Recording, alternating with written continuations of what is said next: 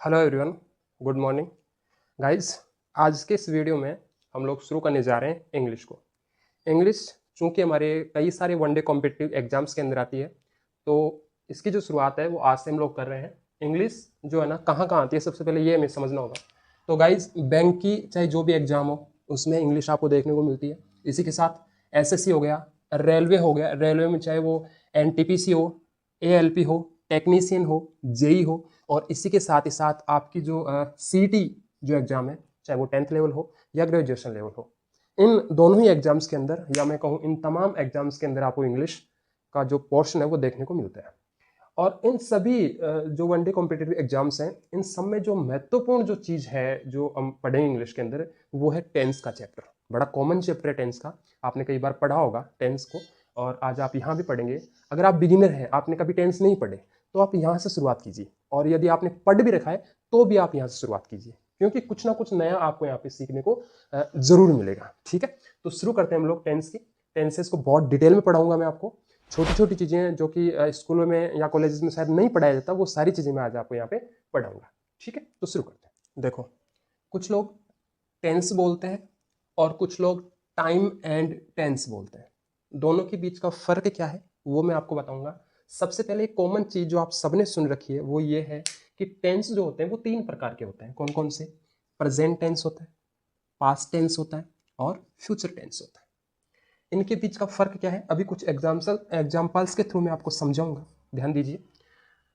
अब ये टाइम और टेंस का क्या है ये भी मैं समझाऊंगा। पहले ये देखो, टेंस जो होता है ना 3 प्रकार का होता है, जैसा कि हम सबने पढ़ रखा है। Present tense, past tense, future tense. Present का मतलब होता है वर्तमान काल, जो अभी की स्थिति बताए। पास्ट का मतलब होता है भूतकाल, जो घटना पहले घट चुकी उसके बारे में बताए। और फ्यूचर का मतलब होता है भविष्य काल, जो आगे घटना घटेगी उसके बारे में बताएगा। कुछ एग्जाम्पल है, जैसे सबसे पहला एग्जाम्पल ये है, रिया स्कूल जाती है। वैसे तो हमने पढ़ रखा है कि जिसके अंत में ता है ती है होते हैं वो प्रेजेंट टेंस होता है। रिया स्कूल जाती है, दिखने में प्रेजेंट टेंस है, कोई दिक्कत नहीं। दूसरा देखो, रमन क्रिकेट खेलता है, ये भी प्रेजेंट टेंस है। गणेश अखबार पढ़ता है, ये भी प्रेजेंट टेंस है। अगर मैं इसको ऐसे कहूँ कि रिया स्कूल जाती थी, तो ये पास्ट की बात हो गई। मैं कहूँ रिया कल स्कूल जाएगी, तो ये फ्यूचर की बात होगी, क्योंकि जाएगी ना, गई नहीं अभी तक। और जाती थी मानी पास्ट की बात है, और जाती है मानी प्रेजेंट की बात है। ये टेंस पढ़ा रहा हूं मैं, टेंस की बात कर रहे हैं हम लोग। रमन क्रिकेट खेलता है, प्रेजेंट। रमन क्रिकेट खेलता था, पास्ट। रमन क्रिकेट खेलेगा, फ्यूचर। इसी हिसाब से गणेश अखबार पढ़ता है, प्रेजेंट। पढ़ता था, पास्ट। और पढ़ेगा, फ्यूचर। ये टेंस हो गया। एक चीज है टाइम और टेंस, ये क्या सिस्टम है? तो देखो, इसी सेंटेंस को एक बार फिर से देखते हैं। रिया स्कूल जाती है। मुझे एक बात बताओ, क्या इस टेंस को देख करके आपने सेंटेंस को पढ़ा और पढ़ करके लगा ये प्रेजेंट का है, क्या इसमें आपको जो टाइम है अपना, ये वाला टाइम जो है, ये प्रेजेंट का, पास्ट का और फ्यूचर का, तीनों का दिखाई नहीं दे रहा है क्या? कैसे? रिया स्कूल जाती, इस बात का मतलब ये थोड़ी कि एक ही दिन रिया स्कूल गई है। रिया पहले भी स्कूल जाती थी, रिया आज भी स्कूल जाती है, और आगे भी स्कूल जाएगी। तो टाइम जो है ना वो तीनों है इसके अंदर, प्रेजेंट, पास्ट, फ्यूचर, तीनों टाइम इसमें। टेंस तो प्रेजेंट है, लेकिन जो टाइम वाला पोर्शन है ना वो तीनों दिख रहे हैं। इसी प्रकार इसमें देखो, रमन क्रिकेट खेलता है, अब तक तो कोई प्रॉब्लम नहीं है। लेकिन मैं कहूँ रमन रोज क्रिकेट खेलता है, रोजाना क्रिकेट खेलता है, तो ये बात प्रेजेंट की भी है, आज भी खेल रहा है, कल भी खेला, और वो कल भी खेलेगा। तो प्रेजेंट, पास्ट, फ्यूचर तीनों टाइम दिख रहे हैं इसमें। देखो, गणेश अखबार पढ़ता है, प्रेजेंट टाइम है।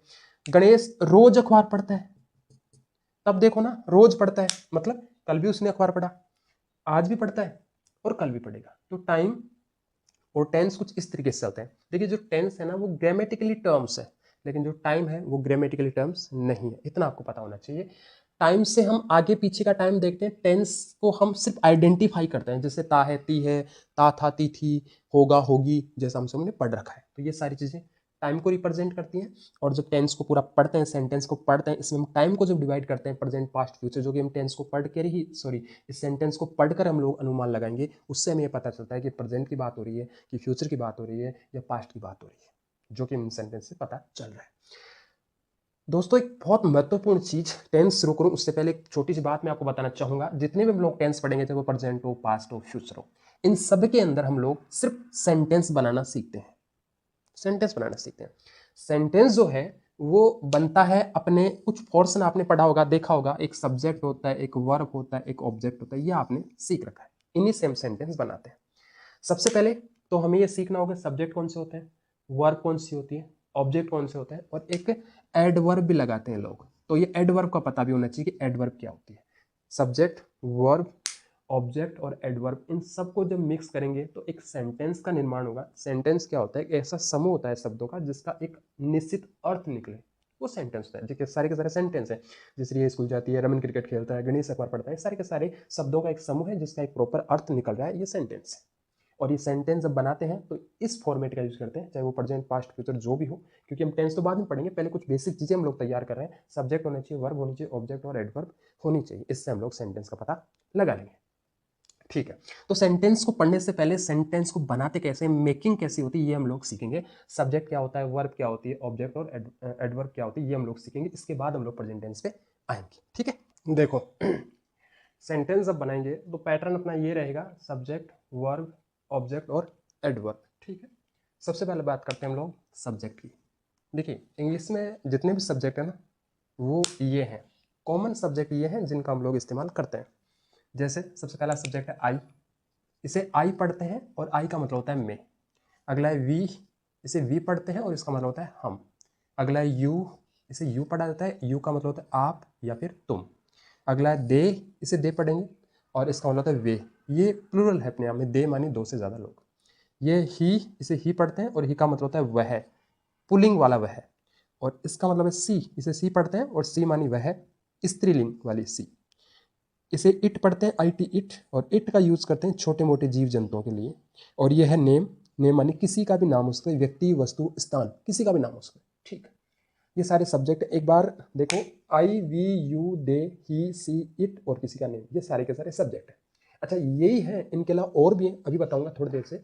इन सब के अंदर एक सब्जेक्ट है, जैसे रिया है वो सब्जेक्ट है, रमन है सब्जेक्ट है, गणेश है सब्जेक्ट है, ये सारे के सारे सब्जेक्ट है।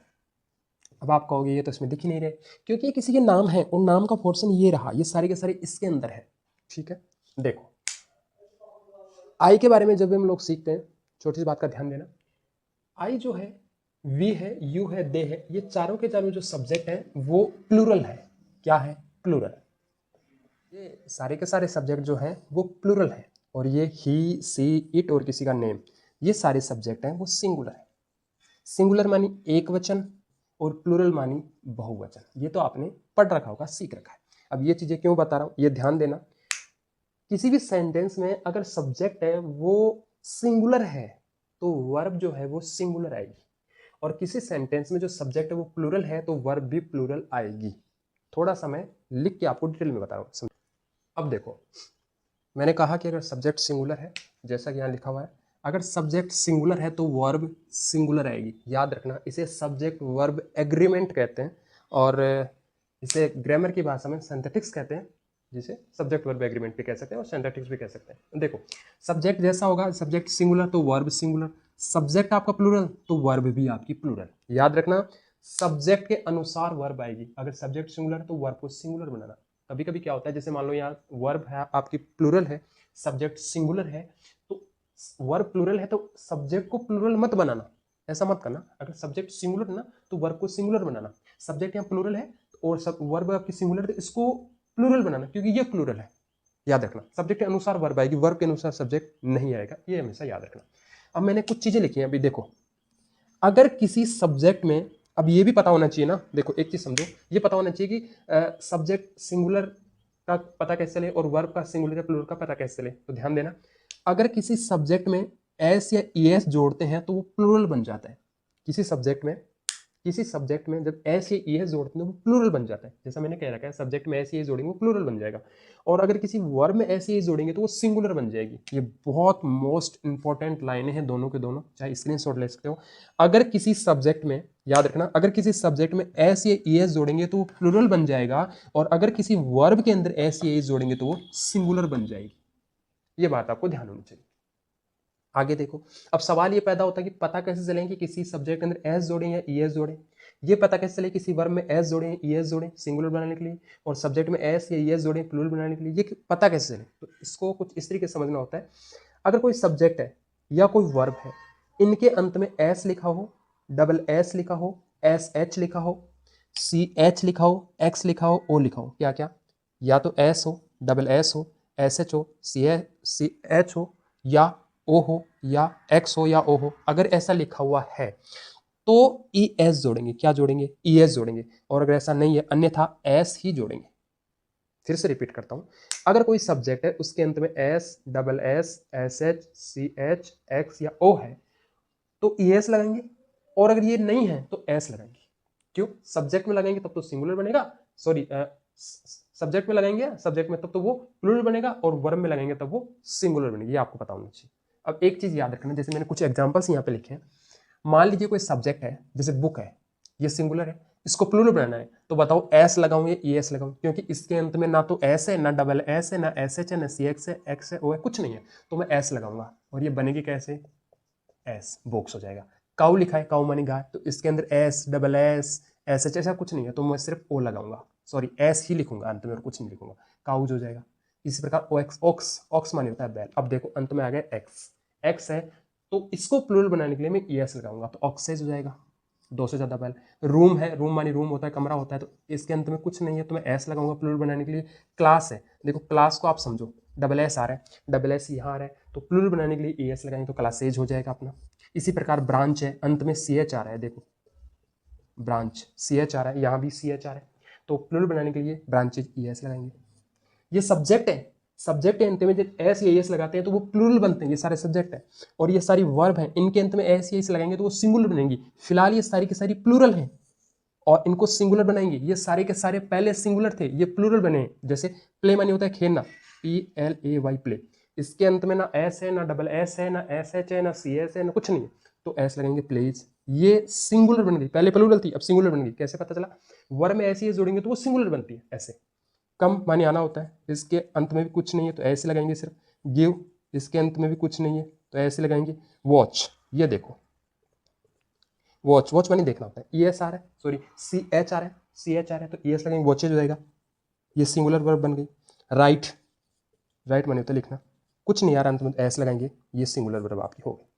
इतना पैटर्न पकड़ में आ गया, तो अब हम लोग टेंस को स्टार्ट कर देते हैं। अब देखो हम लोग प्रेजेंट टेंस स्टार्ट कर रहे हैं। प्रेजेंट टेंस के ना 4 पार्ट होते हैं, present indefinite tense, present continuous tense, present perfect tense, और present perfect continuous tense.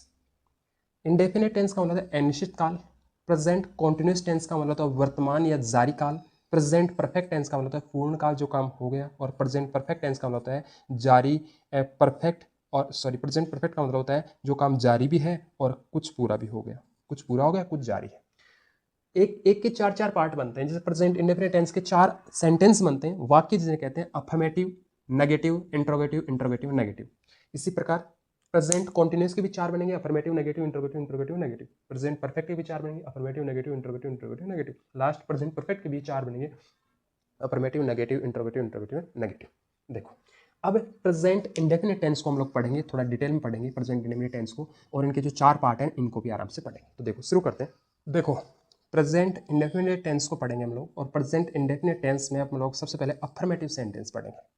Present indefinite tense में सबसे पहले अफर्मेटिव सेंटेंस पढ़ेंगे, और अफर्मेटिव सेंटेंस का जो फॉर्मूला होता है किताबों में भी खूब लिखा होता है और पढ़ने को मिलता है। एक सब्जेक्ट आएगा, एक वर्ब, और वर्ब में एस या ES लगाएंगे। अब एस कब लगाएं, ES कब लगाएं, ये सारी चीज़ मैं आपको बता चुका हूँ। इसके बाद ऑब्जेक्ट और एडवर्ब हम लोग लिखेंगे। एक एग्जाम्पल है, वह स्कूल जाता है। वह स्कूल जाता है, वह के लिए अपनी जो इंग्लिश है वो ही और सी दोनों है, एक ही और दूसरा सी। पता है सी का यूज होगा जब स्त्रीलिंग है तब, और ही का यूज होगा पुल्लिंग। तो वह इंसान की बात करें, पुल्लिंग है तो ही का यूज करेंगे ही। अब ये सब्जेक्ट है, वर्ब क्या है अपनी, वर्ब है जाना, जाने को बोलते हैं गो, तो हम लोग गो लिखेंगे यहाँ पर। याद रखिएगा ये सिंगुलर है प्लूरल सब्जेक्ट, सब्जेक्ट अपना सिंगुलर है तो वर्ब को सिंगुलर बनाएंगे, सिंगुलर बनाना पड़ेगा क्योंकि वर्ब तो प्लूरल होती है। सिंगुलर बनाने के लिए हमें पता है एस लगाएंगे, लेकिन अब एस लगाएं ES लगाएं, इसके अंत में अगर S हो, डबल S हो, SH हो, CX हो, सॉरी CH हो, O हो, X हो, तो हम लोग क्या लगाते हैं ES लगाते हैं। तो यहाँ पर अंत में O है तो ES लगाएंगे, गोज होगा। तो ही गो, वह जाता है, कहाँ जाता है, स्कूल, टू स्कूल। तो टू ये प्रीपोजिशन है, इसके बारे में बताऊंगा, स्कूल। क्या ये बात पकड़ में आई? सेंटेंस को इस तरीके से बनेंगे। आगे देखो, गणेश क्रिकेट खेलता है, सब्जेक्ट क्या है गणेश, तो गणेश लिखेंगे। गणेश, खेलने को बोलते हैं प्ले, तो तो प्ले का प्ले लिखेंगे। अब बताओ गणेश सिंगुलर है या प्लूरल है? गणेश सिंगुलर है तो वर्ब को सिंगुलर बनाना पड़ेगा, तो इसमें एस लगाएंगे, क्योंकि ई एस नहीं लगाएंगे क्योंकि अंत में एस एस एच ऐसा कुछ नहीं है, तो एस लगाएंगे। गणेश प्लेज क्या खेलता है? क्रिकेट, तो क्रिकेट लिखेंगे। इस तरीके से छोटे छोटे सेंटेंस अपने। अब कुछ एक्स्ट्रा सीखते हैं, थोड़ा आगे बढ़ता हूँ मैं, कुछ और एग्जांपल्स देता हूँ। अफर्मेटिव के लेंगे, उसके बाद नेगेटिव की तरफ चलेंगे।